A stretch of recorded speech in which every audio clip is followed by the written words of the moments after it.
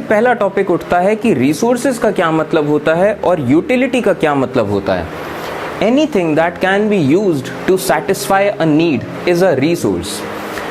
अगर कोई चीज़ किसी ज़रूरत को पूरा करती है तो उस चीज़ को रिसोर्स कहा जाएगा। अब जैसे कि आपको इसका एक एग्जाम्पल देता हूँ, मान लीजिए आपको प्यास लगी है, तो आपकी प्यास को कौन सी चीज़ ख़त्म कर सकती है? पानी। तो पानी आपके लिए रिसोर्स बन जाएगा कि आपको ज़रूरत है उस चीज़ की और वो चीज़ आपकी ज़रूरत को पूरा कर रही है। अब जैसे कि मान लीजिए आप अपने घर में हैं, आप बोर हो रहे हैं, आपको टाइम पास करने का मन कर रहा है, तो उसके लिए आपको टीवी चाहिए, तो टीवी आपके लिए एक रिसोर्स हो गया। अब अगर टीवी की बात करी जाए तो टीवी चल पाए इसके लिए उससे इलेक्ट्रिसिटी की ज़रूरत है, तो इलेक्ट्रिसिटी भी एक तरीके से आपके लिए रिसोर्स है कि इन तमाम चीज़ों की आपको ज़रूरत पड़ती है अपनी अलग अलग ज़रूरतों के लिए। तो कोई भी चीज़ जब किसी ज़रूरत को पूरा करती है तो उस चीज़ को रिसोर्स कहा जाएगा। और इस तरीके से अगर देखा जाए तो कोई भी चीज़ रिसोर्स हो सकती है, डिपेंड करता है कि वो चीज़ आपकी कौन सी ज़रूरतों को फुलफ़िल कर सकती है। Anything that can be used to satisfy a need is a resource. The water you drink, the electricity you use, the mobile phone you use, etc. are all resources. अब ये तमाम चीज़ें रिसोर्सेस हैं। आप जो पानी पीते हैं, आप जो इलेक्ट्रिसिटी यूज़ करते हैं, मोबाइल फ़ोन यूज़ करते हैं, आप जो कार यूज़ करते हैं, हर चीज़ एक रिसोर्स है। आप जो जिस हवा से सांस लेते हैं, जो पानी पीते हैं, हर चीज़ रिसोर्स है। अब they all have a utility. अब यहाँ एक नया टर्म है यूटिलिटी। तो यूटिलिटी का क्या मतलब है? यूटिलिटी और usability is what makes an object और सब्सटेंस अ रिसोर्स। यूटिलिटी का मतलब होता है यूजेबिलिटी, कि आप किसी चीज़ का इस्तेमाल कर पाओ। अब जैसे मान लीजिए कोई कार है टूटी फूटी सी, बहुत पुरानी सी, वो चलती नहीं है, और दूसरी तरफ एक दूसरी कार है जो चल सकती है, जो अच्छे हालत में है, तो आप ये कहेंगे कि ये जो अच्छी कार है, ये इसकी यूटिलिटी ज़्यादा है कि हम इसे यूज़ कर सकते हैं, जबकि टूटी फूटी जो कार है हम उसे यूज़ नहीं कर सकते, तो इसकी यूटिलिटी नहीं है। अब अगला मुद्दा उठता है वैल्यू ऑफ रिसोर्स। तो resources have a value. Resources की एक वैल्यू होती है, और वैल्यू का क्या मतलब है? वैल्यू मीन्स वर्थ, यानी कि किसी चीज़ की कीमत या किसी चीज़ की इम्पोर्टेंस या किसी चीज़ का महत्व। तो रिसोर्सेज की एक कीमत होती है, एक इम्पोर्टेंस होती है।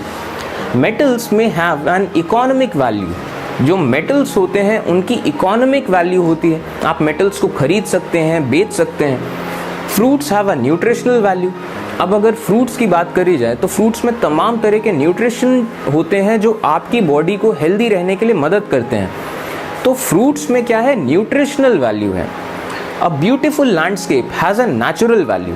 अब मान लीजिए कोई बहुत खूबसूरत सा लैंडस्केप है, उस लैंडस्केप की इकोनॉमिक वैल्यू नहीं है, आप उसे खरीद नहीं सकते, बेच नहीं सकते, आप उसे खा नहीं सकते, तो उसमें न्यूट्रिशनल वैल्यू नहीं है। लेकिन फिर भी उस नेचुरल लैंडस्केप में एक नेचुरल वैल्यू है कि वहाँ पे वो लैंडस्केप देख के आपके दिमाग को सुकून मिलेगा। तो हर चीज़ की अपनी एक वैल्यू होती है, और जो हम इंसान हैं, हमारी तमाम तरह की नीड्स होती हैं, physical needs, mental needs, emotional needs, psychological needs. तो इन तमाम चीज़ों के लिए कोई भी चीज़ एक रिसोर्स के तौर पे यूज़ हो सकता है। People themselves are most important resource.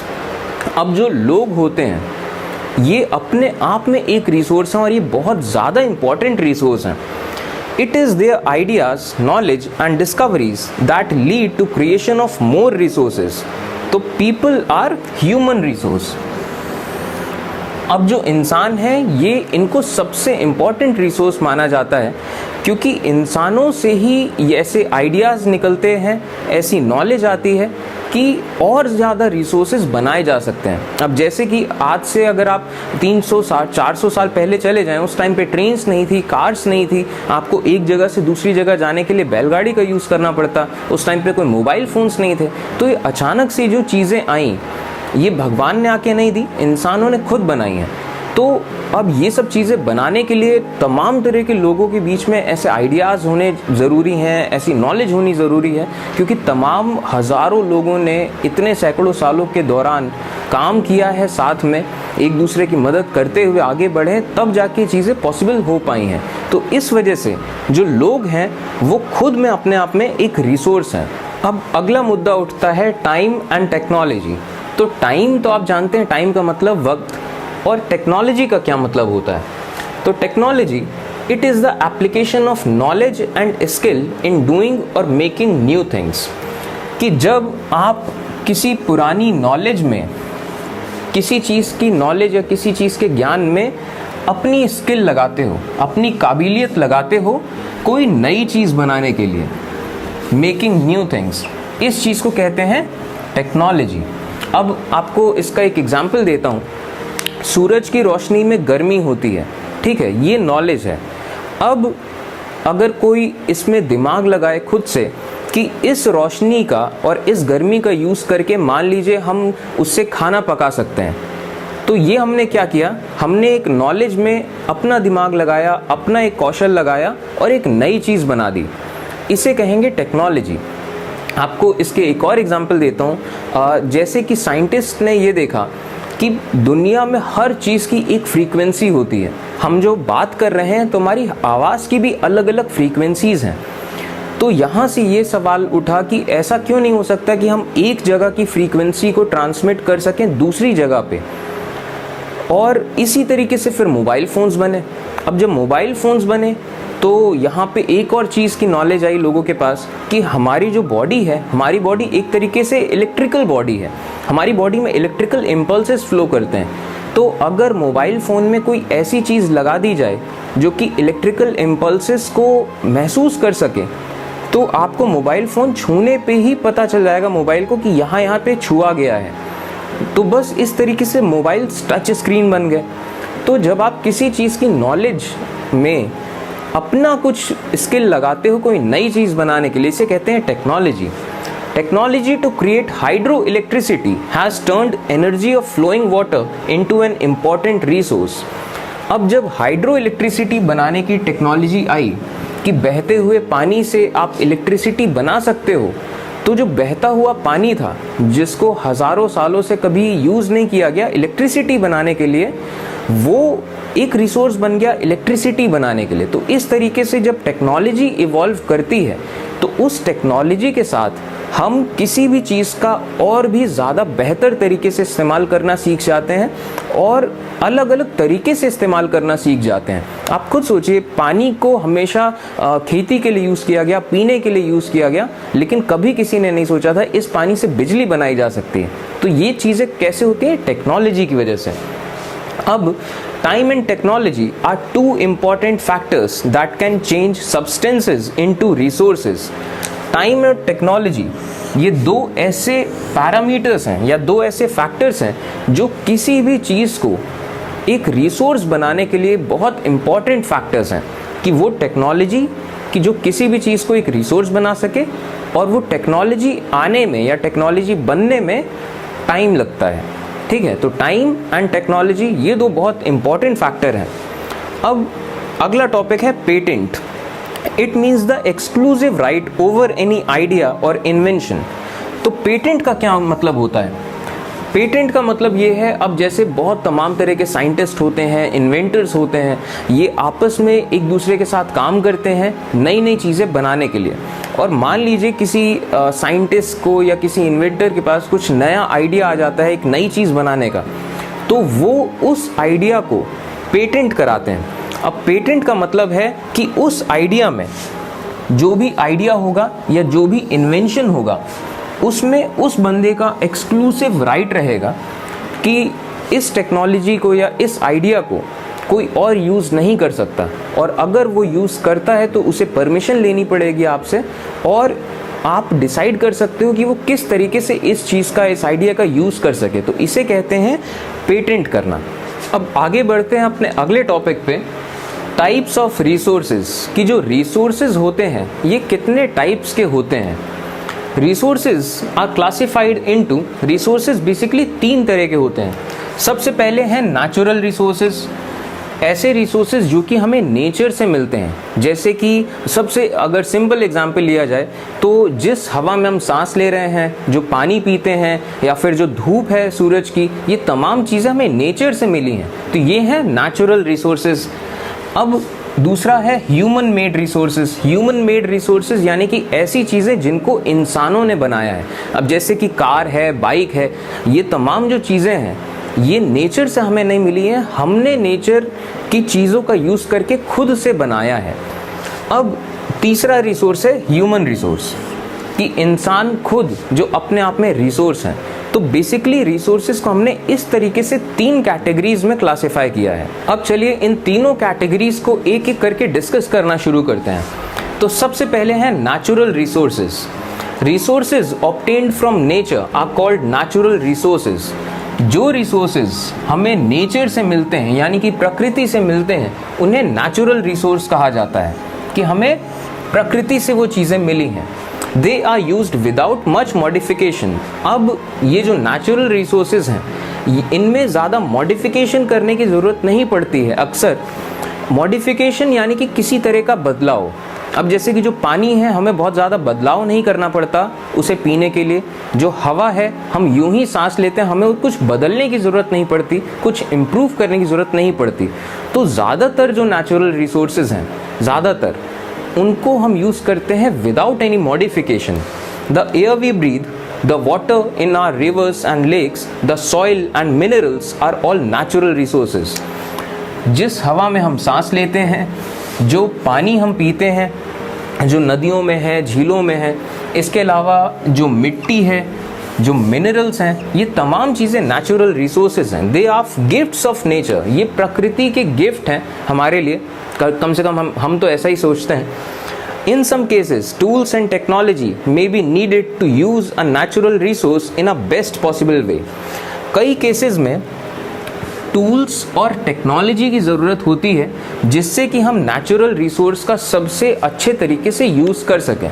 अभी जैसे हमने एक एग्जाम्पल लिया कि सूरज की जो धूप है, जो रोशनी है, उसका यूज़ अगर हम करना चाहें खाना पकाने के लिए, या फिर हम उस रोशनी का यूज़ करना चाहें कि अपने घर में बिजली बना सकें और उससे तमाम लाइट्स जला सकें, तो इसके लिए हमें टेक्नोलॉजी की ज़रूरत पड़ती है, हमें टूल्स की ज़रूरत पड़ती है। हमें सोलर पैनल लगाना पड़ेगा, हमें बैटरी लगानी पड़ेगी, तब जाके चीज़ें होंगी।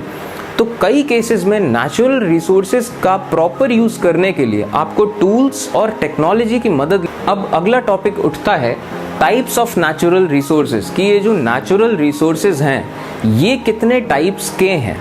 अब जैसे कि नेचुरल रिसोर्सेज बहुत सारे हैं और नेचुरल रिसोर्सेज अलग अलग अपनी अपनी प्रॉपर्टीज़ रखते हैं। अब जैसे कि मान लीजिए जो सूरज की रोशनी है, ये सूरज की रोशनी करोड़ों सालों से अर्थ पे पड़ रही है और करोड़ों सालों तक यूं ही पड़ती रहेगी। तो जो सूरज की रोशनी है ये ख़त्म नहीं होने वाली है। वहीं दूसरी तरफ अगर आप देखें कोयले को, तो कोयला भी एक नेचुरल रिसोर्स है, लेकिन ये ख़त्म हो सकता है।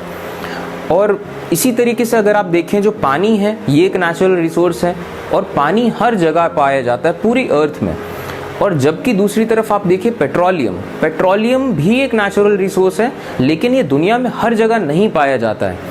तो इस तरीके से अलग अलग पैरामीटर्स के लिहाज से हम नेचुरल रिसोर्सेज को क्लासिफाई कर सकते हैं कि ये नेचुरल रिसोर्स कभी ख़त्म नहीं होंगे, ये नेचुरल रिसोर्स ख़त्म हो सकते हैं, ये नेचुरल रिसोर्स हर जगह मिलते हैं, ये नेचुरल रिसोर्स बहुत कम जगह मिलते हैं।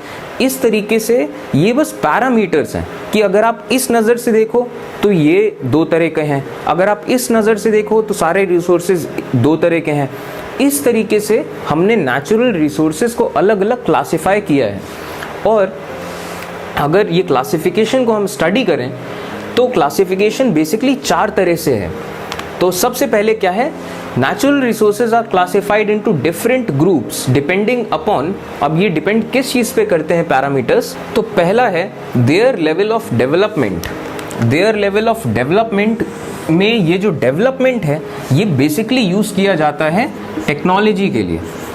जैसे हमने अभी डिस्कस किया कि नेचुरल रिसोर्सेज को यूज़ करने के लिए कई बार हमें टेक्नोलॉजी की ज़रूरत पड़ती है।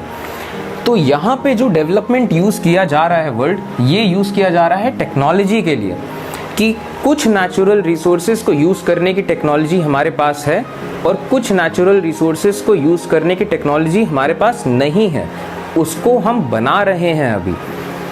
इसके अलावा जो उनका ओरिजिन है कि वो नेचुरल रिसोर्सेज आए कहाँ से हैं, उनका जो स्टॉक है, स्टॉक यानी कि वो नेचुरल रिसोर्सेज हमारे पास कितनी क्वांटिटी में अवेलेबल है, और इसके अलावा उनका डिस्ट्रीब्यूशन कि वो दुनिया में उनका डिस्ट्रीब्यूशन कैसा है, कि वो सब जगह हैं कि वो कम जगहें पाए जाते हैं।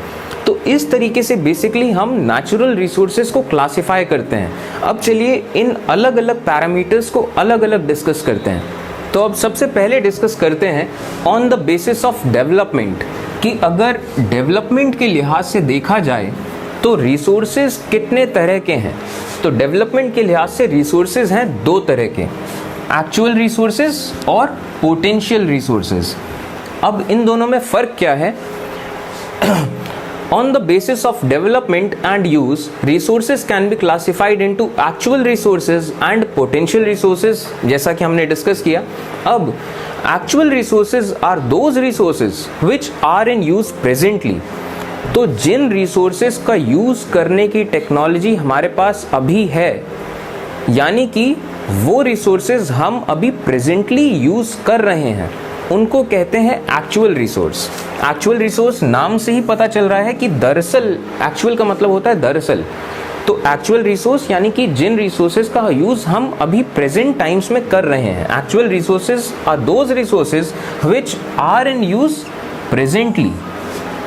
ठीक है, अब जिन रिसोर्सेज का यूज़ हम कर रहे हैं फ़िलहाल, तो जाहिर सी बात है उन रिसोर्सेज की कितनी क्वांटिटी है, वो कितनी मात्रा में है, वो हमें पता है।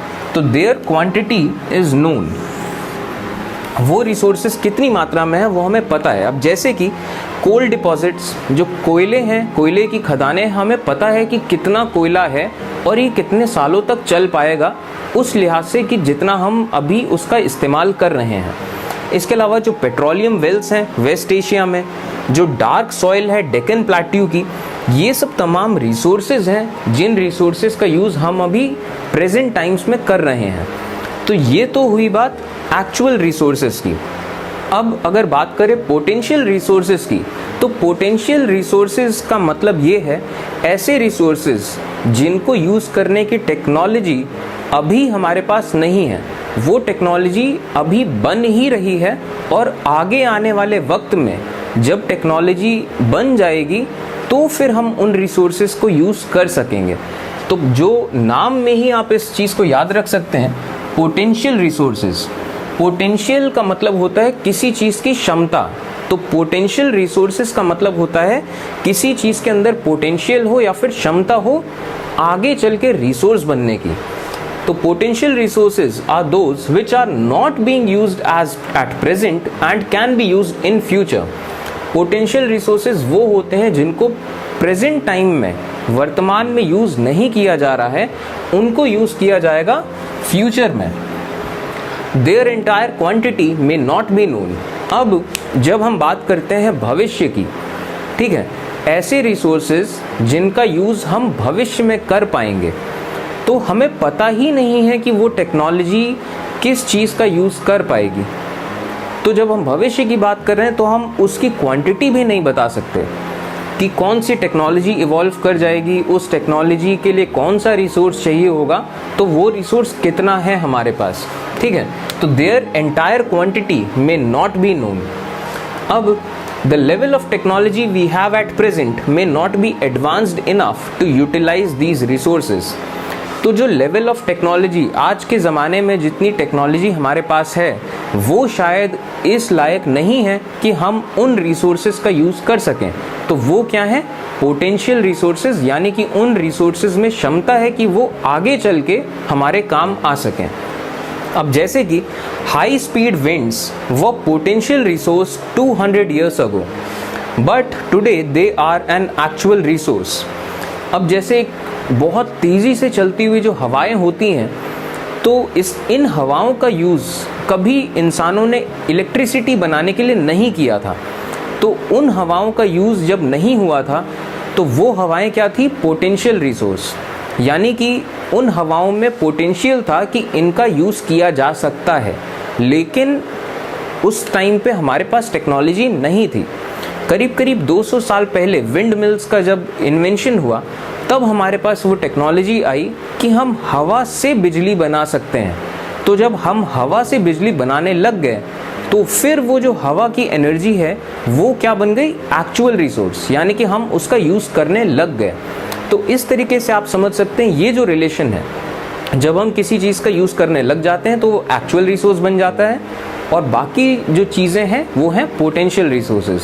अब जो अगला क्लासिफिकेशन है वो है on the basis of origin, कि जो रिसोर्सेज हैं उनका ओरिजिन क्या है, वो आए कहाँ से हैं।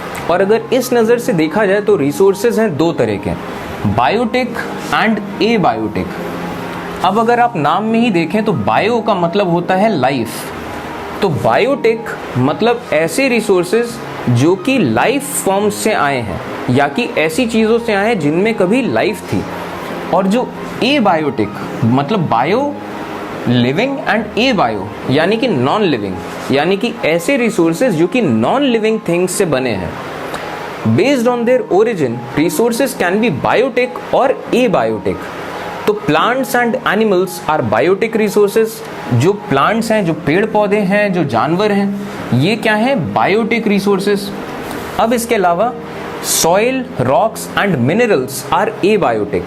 जो सॉइल है, जो पत्थर हैं, चट्टाने हैं और जो मिनरल्स हैं, ये सब क्या है? ए बायोटिक रिसोर्सेज, कि मिट्टी में, चट्टानों में लाइफ नहीं होती है।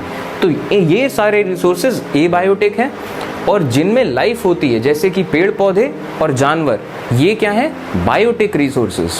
अब जो अगला पैरामीटर है वो है on the basis of stock. Stock का क्या मतलब होता है? स्टॉक का मतलब होता है किसी चीज़ की कितनी क्वांटिटी आपके पास है। ठीक है, कि हमारे पास स्टॉक फुल है, यानी कि हमारे पास पूरी क्वांटिटी है। और अगर कहा जाएगा हमारे पास स्टॉक नहीं है तो यानी कि हमारे पास वो चीज़ नहीं है। तो ये मतलब होता है स्टॉक का। तो on the basis of stock, कि हमारे पास कौन से रिसोर्सेज ज़्यादा हैं और कौन से रिसोर्सेज हमारे पास कम हैं।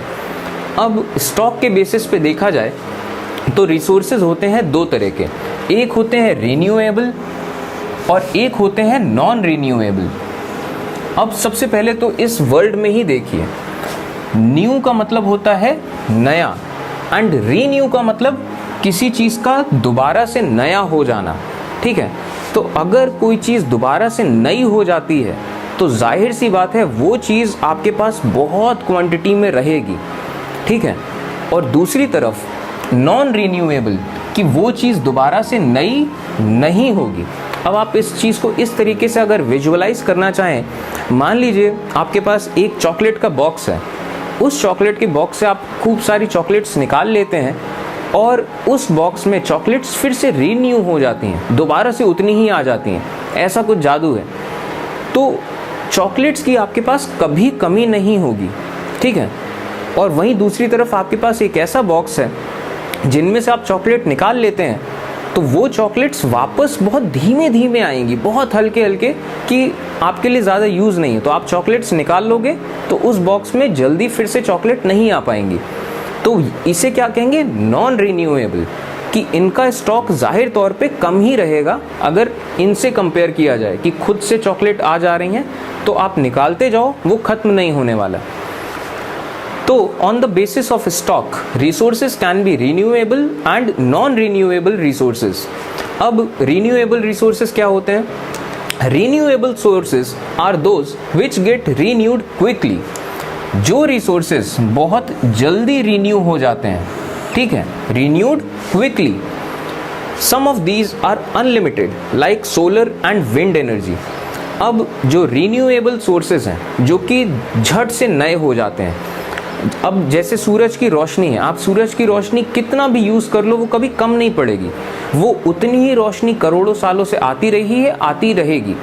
उसी तरीके से जो हवा है, हवा भी कभी पुरानी नहीं होती, हवा भी चलती रहती है, हमेशा आती जाती रहती है। तो जो सोलर एनर्जी है या फिर जो विंड एनर्जी है, ये क्या है? रिन्यूएबल सोर्सेज हैं, ये दोबारा से नए हो जाते हैं। और ये क्या है? अनलिमिटेड, इनकी कोई लिमिट नहीं है, आप कितना भी इनको यूज़ कर सकते हो, ये आपको उतना ही मिलेंगी जितना हमेशा से हैं। While other renewable sources like water and forest must be used with care. अब renewable sources यानी कि जो दोबारा से नए हो जाते हैं, तो renewable sources में पानी भी आता है, ठीक है, बारिश होती है, वो पानी जाता है समंदर में, समंदर से पानी इवेपोरेट होता है, बादल बनते हैं और वो बादल फिर से आके बरसते हैं, वाटर साइकिल है, ठीक है। तो पानी भी एक तरीके का रिन्यूएबल रिसोर्स है, और जो फॉरेस्ट हैं, जो जंगल है, वो भी रिन्यूएबल रिसोर्स है कि जंगल अगर आप काफ़ी हद तक काट दो तो फिर से वो जंगल दोबारा से बन जाएगा अगर आप प्रॉपर टाइम दो उसे, तो ये भी रिन्यूएबल रिसोर्सेज हैं। लेकिन जो पानी है और जो फॉरेस्ट है ये अनलिमिटेड नहीं है, ये रिन्यू होते हैं लेकिन इनको रिन्यू होने में टाइम लगता है। अब जैसे अंडरग्राउंड लेवल है पानी का, जो अंडरग्राउंड वाटर है, ये रिन्यू होगा जब जब बारिश होगी, वो धरती पानी सोखेगी और अंडरग्राउंड वाटर और बढ़ेगा, वो रिन्यू होगा, लेकिन उसको टाइम लगता है। अगर आप पूरा पानी एक बार में ख़त्म कर दो, ज़मीन के नीचे का पूरा पानी, तो उसे रिन्यू होने में टाइम लगेगा, और जबकि आपके पास ज़्यादा टाइम नहीं होगा कि हाँ आप इतना इंतज़ार कर पाओ। तो इस वजह से जो पानी है और जो फॉरेस्ट हैं ये अनलिमिटेड रिन्यूएबल रिसोर्स नहीं है, और इनका जो शॉर्टेज है, इनकी कमी की वजह से, और जो पानी जो ड्राई हो जा रहा है, नेचुरल वाटर, ये एक बहुत बड़ी प्रॉब्लम बनता जा रहा है पूरी दुनिया में कि जंगल कम हो रहे हैं और पानी कम हो रहा है।